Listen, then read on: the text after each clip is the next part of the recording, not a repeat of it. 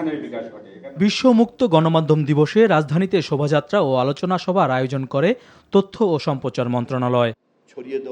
এতে অংশ নিয়ে তথ্যমন্ত্রী বলেন, মুক্ত গণমাধ্যম একটি শক্তিশালী গণতন্ত্রের অন্যতম ভিত্তি এবং সাংবাদিকদের নিরাপত্তা ও স্বাধীনতা নিশ্চিত করতে সরকার প্রতিশ্রুতিবদ্ধ।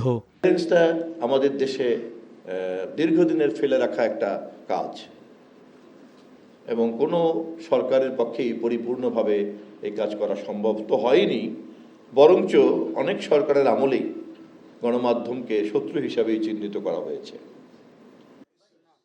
আর ইউনেস্কো ও টিআইবির যৌথ আয়োজনে আলোচনায় তথ্য উপদেষ্টা গণমাধ্যমের খারাপ অবস্থা উল্লেখ করে সব গণমাধ্যমকে দায়িত্বশীল ভূমিকা পালনের আহ্বান জানান। যেই জায়গায় মিডিয়া চলে গিয়েছিল, জার্নালিজম বলতে যা বোঝা গিয়েছিল, এই জায়গা থেকে মিডিয়াকে বেরিয়ে আসতে হবে।